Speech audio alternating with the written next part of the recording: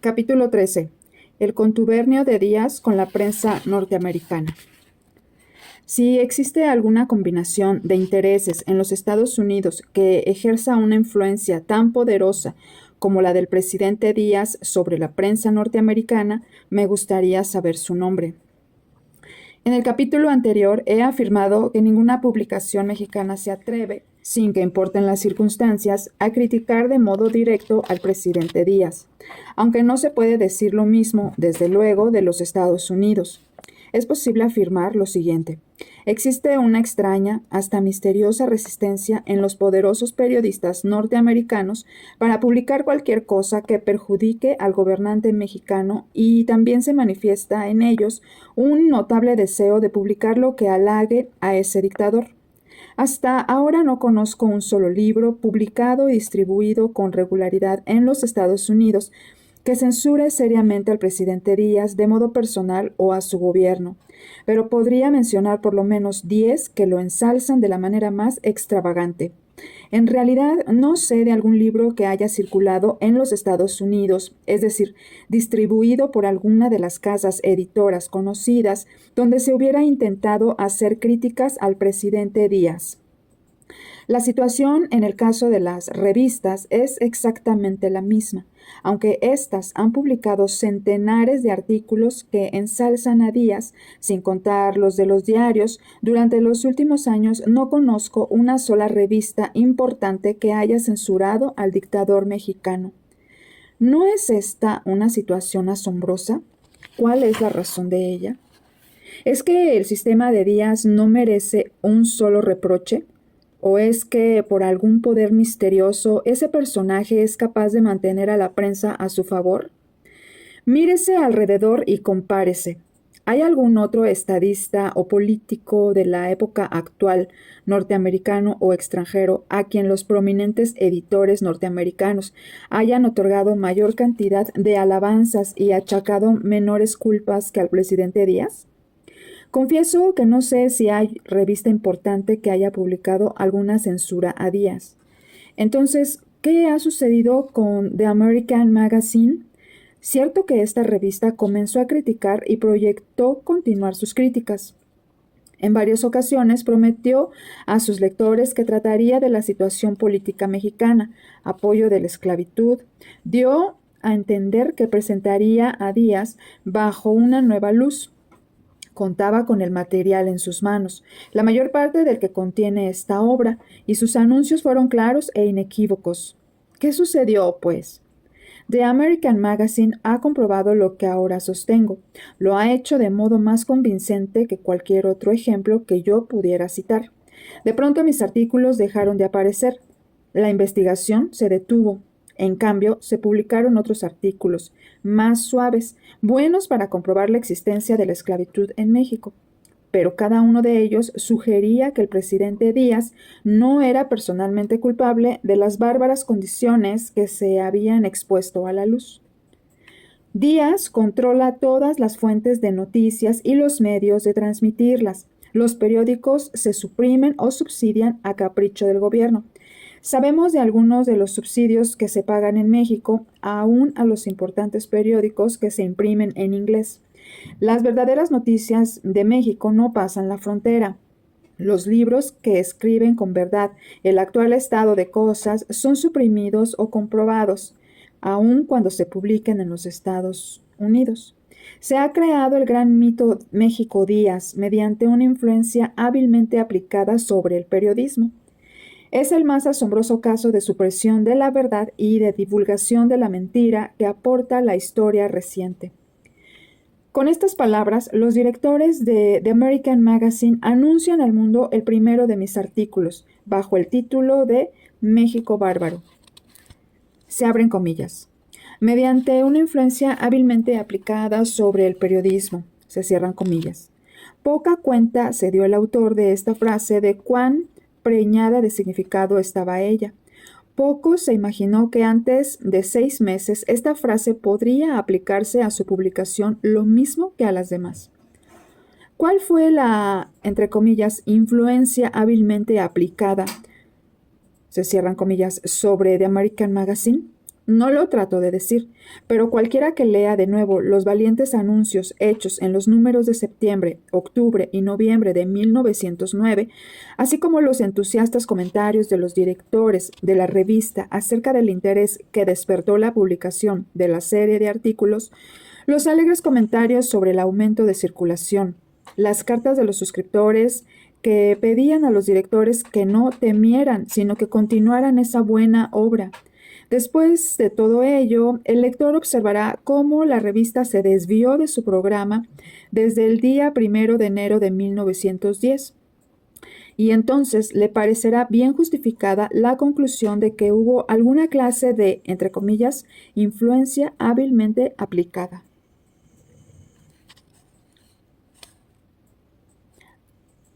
Aquí viene un asterisco con una nota que voy a leer a continuación.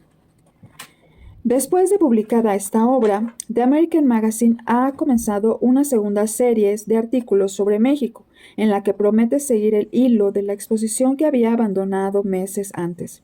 En el número de octubre de 1910, bajo la firma de Alexander Powell, publicó un artículo cuyas 2/3 partes habían sido escritas por mí y entregadas a The American Magazine 15 meses antes. El supuesto autor ni siquiera se ha tomado la molestia de reescribir el material y aparece, casi palabra por palabra, tal como yo lo escribí originalmente. A mi modo de ver, esto no es más que una confirmación de mis ampliamente divulgados cargos en contra de la revista. Número 1.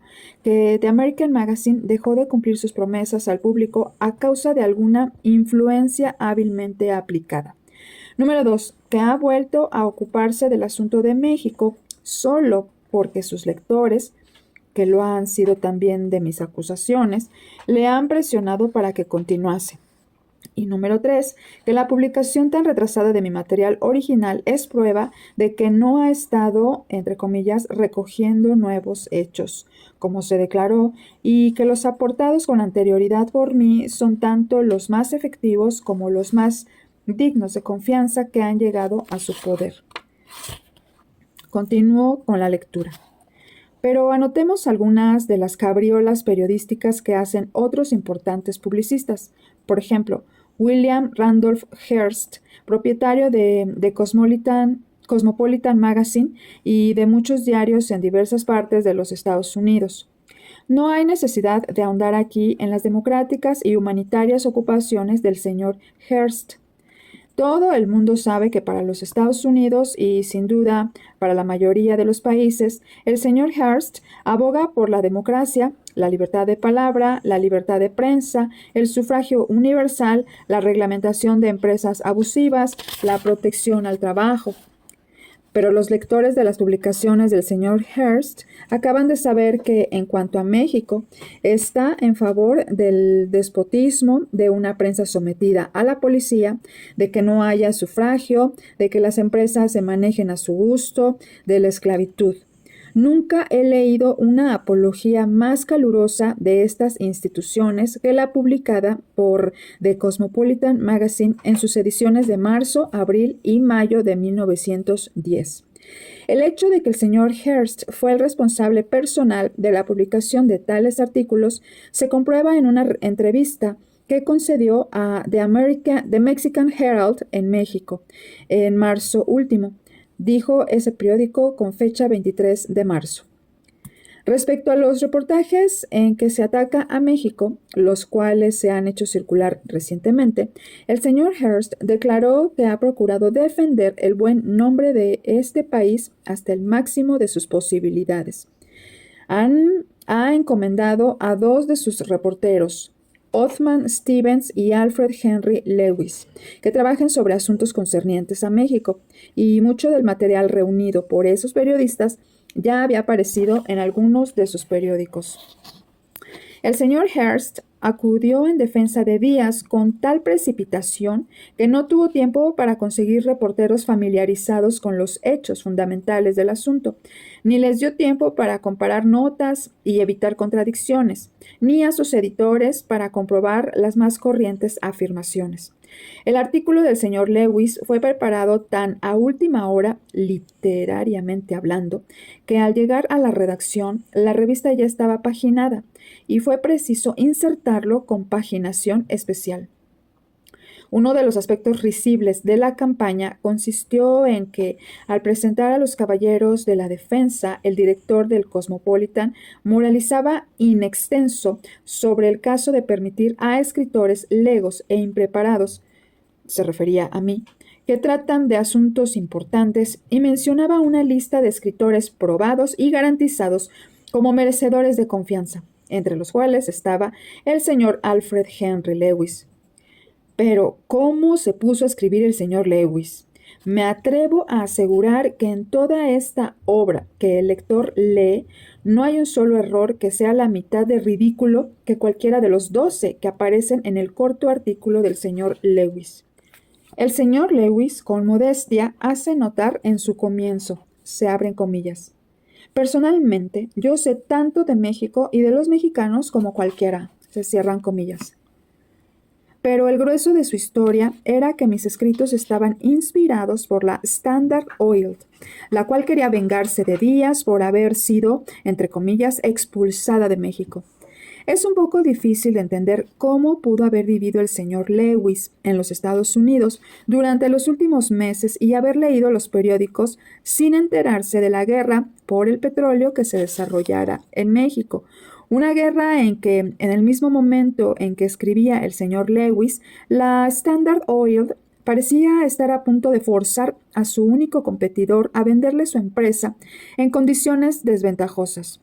Tampoco se sabe cómo pudo haber ignorado el señor Lewis que la Standard Oil posee terrenos petrolíferos que valen millones de dólares y que es la empresa que tiene en sus manos la mayor parte del mercado de distribución y venta del petróleo al menudeo en la tierra de Díaz. Ni se sabe, además, cómo pudo ignorar el hecho de que H. Clay Pierce, director de la Standard Oil mexicana, es consejero de los Ferrocarriles Nacionales de México, así llamada la fusión de las diversas líneas del gobierno, y es íntimo aliado del presidente Díaz.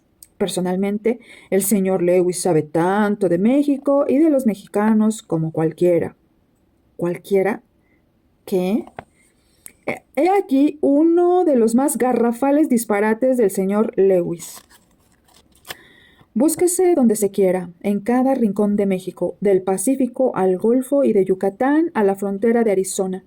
No se encontrará ningún monopolio azucarero que engañe al gobierno con balanzas alteradas, ningún monopolio carbonero que robe el combustible de la chimenea del pobre, ningún monopolio de la lana o del algodón que le robe las ropas que lleva puestas, ni monopolio de la carne que le regatee este alimento en su mesa, ni monopolio de las pieles que le obligue a andar descalzo. Los monopolios no existen en México. Esto prueba que el señor Lewis no conoce el principio básico de las finanzas y de la vida comercial de México.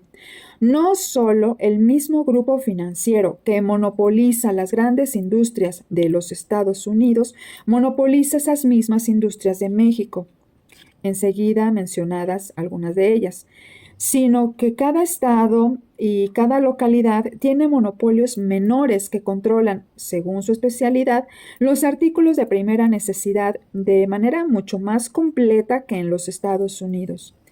Parece que el señor Lewis no sabe que el gobierno de México ha entrado francamente en el negocio monopolístico, que por venta o cesión de privilegios especiales llamados, entre comillas, concesiones, crea y mantiene monopolios de mayor o menor grado.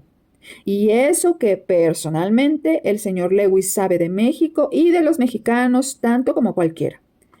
Ahora, uno o dos de los párrafos del señor Stevens tomados casi al azar. No hay terribles problemas de trabajo que hagan vacilar al inversionista. Se desconocen las huelgas y no hay peligro de escasez de mano de obra, calificada o no. Otro más.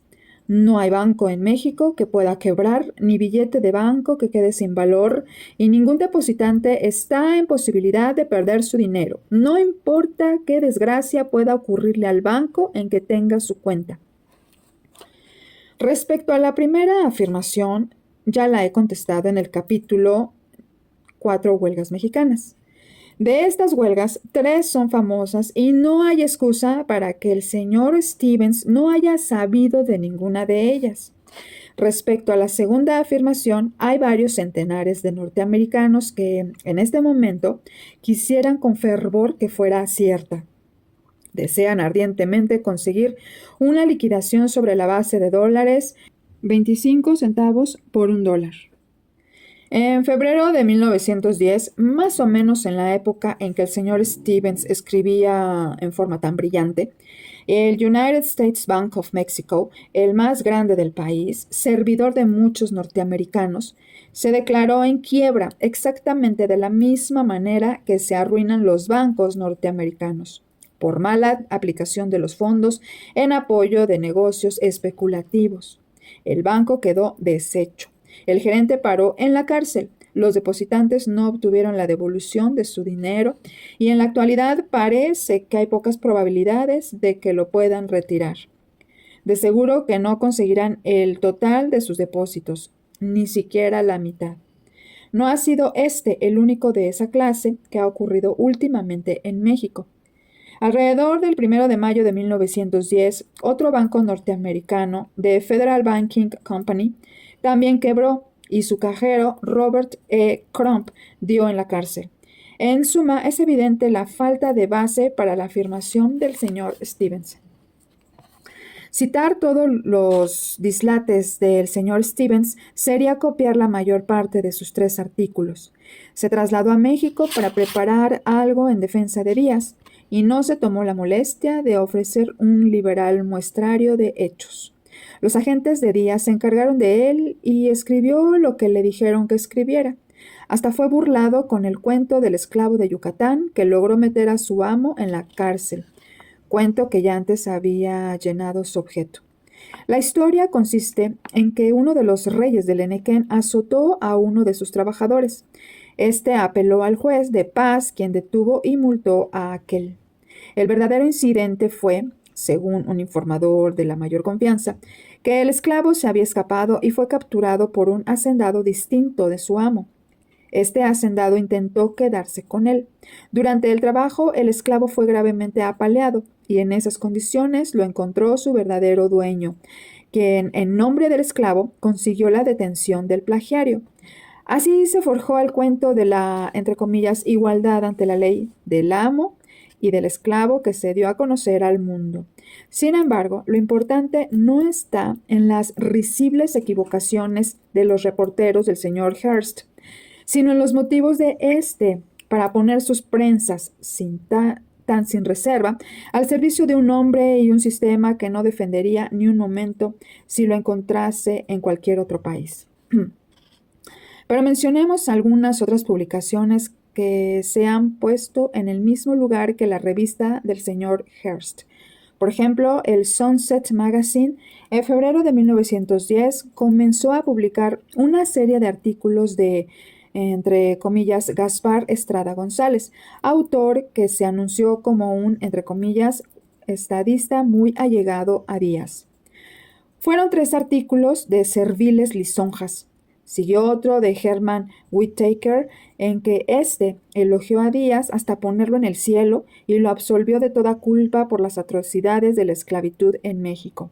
Después vino un artículo de un señor Murray, quien escribió para justificar el exterminio de los yaquis ordenado por Díaz. Moody's Magazine publicó una serie de artículos bajo el título de, entre comillas, México tal como es, en la que el escritor intentaba neutralizar el efecto de México bárbaro en la conciencia del público. Ya he mencionado las defensas que se publicaron en el Bankers Magazine y en el Meaning World, además de Overland Monthly, The Exporter, muchos periódicos como Los Angeles Times y varias publicaciones menores, así como muchos particulares y 1 o 2 editores de libros, se han tomado el trabajo de defender a su amigo Díaz. Respecto a defensas en forma de libro contra México bárbaro, poco se ha publicado hasta hoy, sin duda por el corto tiempo transcurrido, pero hay noticias de que varios libros están a punto de salir. Uno de estos se dice será el de James Creelman, quien dejó de ser empleado de Pearson's Magazine para atender al llamado de Díaz. Creelman se apresuró a trasladarse de Turquía a México, donde ocupó varias semanas en recorrer la ruta que yo describí en mis artículos, sin duda para poder estar en condiciones de, entre comillas, refutarme con verosimilitud. El libro Porfirio Díaz, escrito por José F. Godoy, a quien hace poco Díaz nombró su ministro en Cuba, no se refiere para nada a mis afirmaciones, pero es indudable que por estas se ha apresurado su publicación. Este es un libro de carísima impresión, que no contiene nada que no se haya publicado antes muchas veces, excepto 70 páginas de encomios a Díaz escritos por prominentes norteamericanos. Aquí tenemos el caso de un hombre, el señor Godoy, que en realidad visitó o hizo visitar a senadores, diputados, diplomáticos y funcionarios del gobierno de los Estados Unidos, solicitando de ellos algunas palabras amables para el presidente Díaz. Y las consiguió. Al ver este libro, me parece que cualquier persona imparcial se sentiría inclinada a averiguar qué indujo a G.P. Putnam's Sons a publicarlo. Con seguridad que de ningún modo fue con la esperanza de hacer una venta provechosa entre el público en general. Solo conozco un libro de censura al sistema de Díaz, publicado por un editor norteamericano solvente, pero las críticas que contiene se hallan de tal manera veladas y tan envueltas en lisonjas que los críticos norteamericanos lo tomaron por uno igual a los del género adulatorio. Solo uno de ellos, según declaró el propio autor, tuvo suficiente discernimiento para advertir que se trataba de un libro de censura.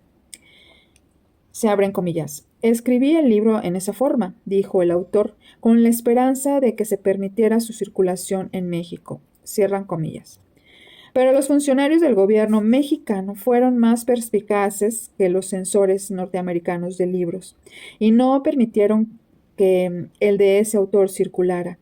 No solo eso, sino que rápida y misteriosamente desapareció de las librerías de los Estados Unidos y al poco tiempo no se le podía encontrar. Si se hubiera agotado la edición por compras del público, era de esperarse que los editores imprimieran una segunda edición, pero renunciaron a ella y afirmaron con franqueza que la obra no aparecería de nuevo, aunque se negaron a dar más explicaciones al autor y a otros interesados. El libro a que me refiero se titulaba Porfirio Díaz, escrito por Rafael de Zayas Enríquez y publicado en 1908 por The Appleton & Company. Carlo de Fornaro, periodista mexicano, o más bien nativo italiano, que se había pasado 2 años en la Ciudad de México haciendo labor periodística, también escribió un libro, Díaz, zar de México, y lo mandó imprimir a sus propias expensas porque no pudo encontrar editor. Le fue negada la circulación en México y de inmediato se inició contra Fornaro un juicio por difamación ante los tribunales de Nueva York. El director del principal periódico de Díaz, El Imparcial, junto con Joaquín Casasus, el abogado más prominente de México y antiguo embajador en los Estados Unidos, se apresuraron a trasladarse de México a Nueva York para iniciar ese proceso. Entre los abogados norteamericanos que sirvieron como procuradores especiales estaba Henry W. Taft, hermano del presidente y consejero de los Ferrocarriles Nacionales de México.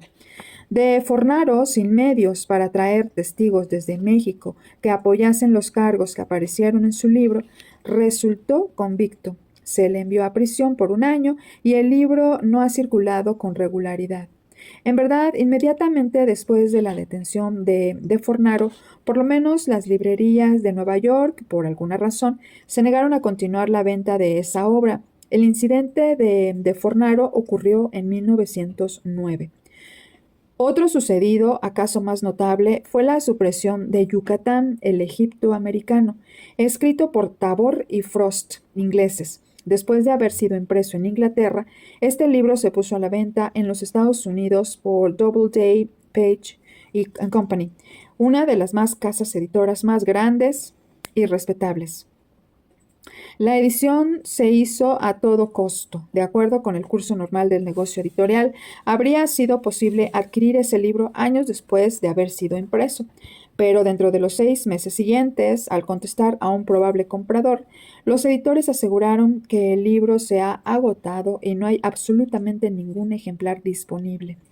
La carta obra en mi poder.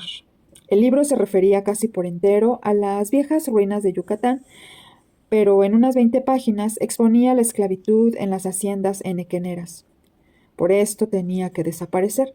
Es de imaginar la clase de argumento que se empleó con nuestros estimados y respetables editores para inducirlos a que lo retirasen de la circulación. Estos casos se agregan a los otros para mostrar lo que pasa cuando un escritor llega a imprimir una denuncia del sistema de Díaz.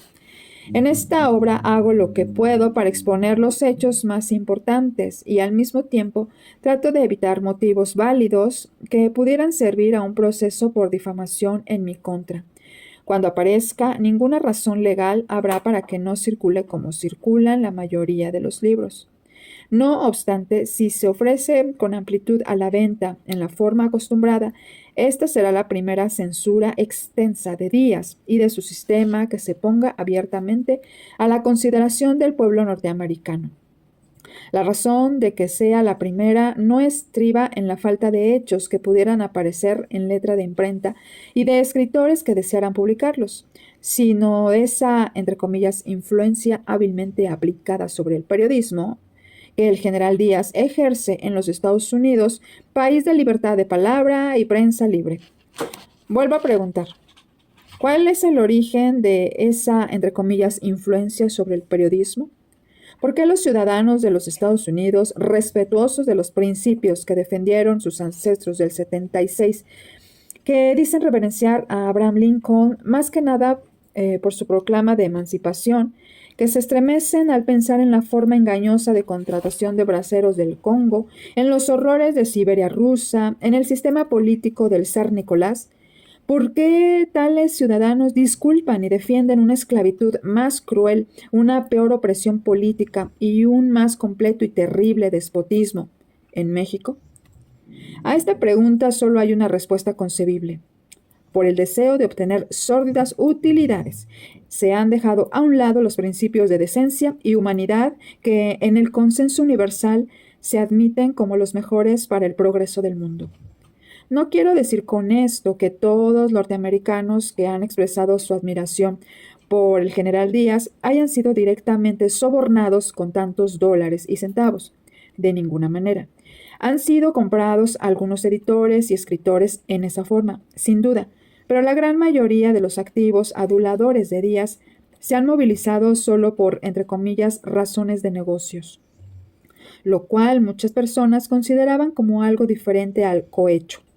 En cuanto a la gran masa de norteamericanos que piensan bien y a veces hablan bien de Díaz, a diferencia de los que he llamado, entre comillas, aduladores activos, simplemente han sido embaucados y engañados por la enorme campaña de prensa que los otros han mantenido durante muchos años.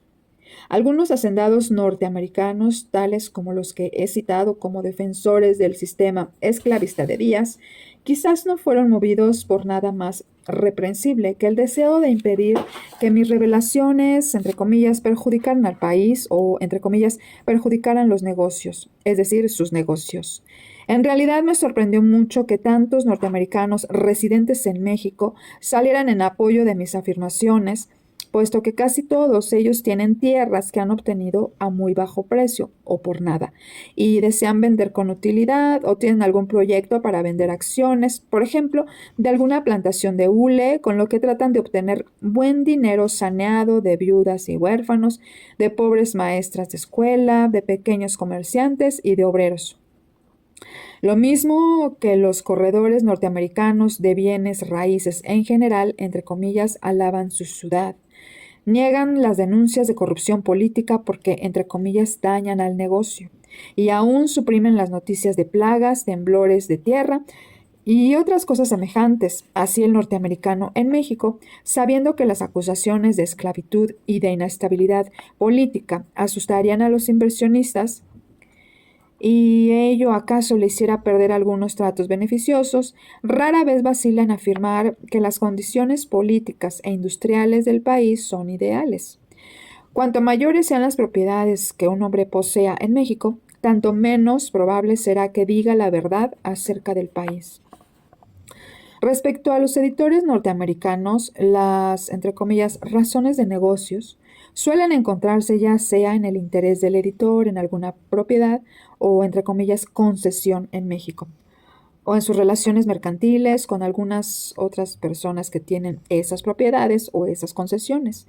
Por uno u otro de estos caminos se llega sin duda a casi todos los más grandes editores de libros, revistas y periódicos de los Estados Unidos. La situación en la ciudad donde vivo quizá sea algo excepcional, pero de ella puede deducirse la amplitud de la, entre comillas, influencia hábilmente aplicada de Díaz, la cual quizás se extienda por toda la nación. Yo resido en Los Ángeles, California, donde hay 5 periódicos diarios. Cuando ocurrieron las arbitrarias persecuciones de 1907 contra Magón, Villarreal, Rivera, Saravia, de Lara, Modesto Díaz, Arismendi, Ulibarri y otros mexicanos enemigos políticos de Díaz, se advirtió con claridad que se había puesto el bozal a todos esos periódicos. Esto fue confirmado por el gerente de uno de ellos, quien en confianza dijo a mí y a otras personas lo siguiente: los periódicos de esta ciudad podrían sacar de la cárcel a esos hombres en 24 horas, si se lo propusieran, pero no se lo proponen porque los propietarios de los 5 están interesados en concesiones en México. Ya ven ustedes que ese es el obstáculo. No nos atrevemos a decir una palabra porque si la decimos, Díaz se vengaría de nosotros. De estos dueños de publicaciones, 2 eran el señor Hearst mismo y Harrison Gray Otis, este último propietario del bien conocido Los Angeles Times. Cualquiera de ellos posee más de 200,000 hectáreas de tierra mexicana, obtenidas del gobierno mexicano por nada o casi nada. Además de poseer una magnífica hacienda ganadera, el señor Hearst es dueño de vastos terrenos petrolíferos y también se le atribuye cierta relación financiera con la Southern Pacific Railroad Company, una de las más grandes beneficiarias del gobierno de Díaz. Respecto al gran valor de la hacienda ganadera del señor Hearst, permítaseme reproducir un artículo que se publicó en The Mexican Herald el 24 de agosto de 1908. Dice el título en mayúsculas: maravillosa propiedad, las posesiones de Hearst en Chihuahua, un pequeño imperio, más de 1,000,000 de hectáreas. Dentro de sus límites pastan 60,000 Hereford y 25,000 cabezas de ovinos. Se crían allí millares de caballos y cerdos. Se abren comillas. Con más de 1,000,000 de hectáreas de las mejores tierras agrícolas y de pastos, con grandes rebaños de ganado, vacuno, de caballos y de ovejas que se crían en este vasto dominio, la enorme hacienda ganadera y agrícola de Hearst en Chihuahua está a la altura de cualquier otra propiedad en el mundo, ya se encuentre en la gran franja maicera de Illinois o Kansas, o se extienda por kilómetros en las praderas barridas por el viento de Texas u Oklahoma. Una porción de esta gran hacienda está cercada por 250 millas de alambre de púas, y dentro de estos terrenos pastan 60,000 Hereford de pura sangre, 125,000 ovejas finas y muchos millares de caballos y de cerdos. Esta hacienda tan moderna y al día, cuyas cosechas no han sido superadas en ninguna parte del mundo y cuyo ganado es famoso de un extremo a otro de la República, es prueba convincente del gran futuro que espera a la agricultura y a la ganadería de México. Se cierran comillas. Así habló Kirby Smith, conocido hacendado de Campeche, quien se halla pasando algunos días en la ciudad. El señor Kirby Smith acaba de regresar de un largo viaje por Chihuahua, donde pasó varios días en la gran hacienda de Hearst. Se abren comillas. Esta hacienda, dijo el señor Kirby Smith, es típica de las grandes propiedades ganaderas modernas y presenta un glorioso cuadro de lo que puede esperarse de empresas de esta clase si se administran debidamente en la República. El ganado es de lo mejor, los sementales importados, las yeguas y demás ganados de pura sangre se extienden por la hacienda de punta a punta. Se levantan grandes cosechas de maíz y de papas, y tan solo con estas últimas harán fortuna los agricultores del norte de México. Se cierran comillas. Sunset Magazine es propiedad indiscutible de la Southern Pacific Railroad Company. Según se sabe, los periódicos Moody's Magazine, Bankers Magazine, The Exporter y el Mining World están dominados por los intereses de Wall Street. Pero, ¿qué tienen que ver el ferrocarril Sud-Pacífico y Wall Street con Díaz y México? La respuesta es, tienen que verlo todo. Mientras Wall Street tiene intereses más o menos en conflicto en el reparto de los Estados Unidos, Wall Street es única en la explotación de México. Esta es la razón principal de que los periodistas norteamericanos se unifiquen cuando se trata de alabar a Díaz. Wall Street y Díaz son socios mercantiles y la prensa norteamericana es un apéndice de la oficina de prensa de Díaz. Por medio de la propiedad o casi propiedad de revistas, periódicos y casas editoriales y por el procedimiento de repartir, ofrecer o negar los dineros destinados a anuncios y propaganda, Wall Street ha podido hasta hoy suprimir la verdad y mantener la mentira acerca de Díaz y del México de Díaz.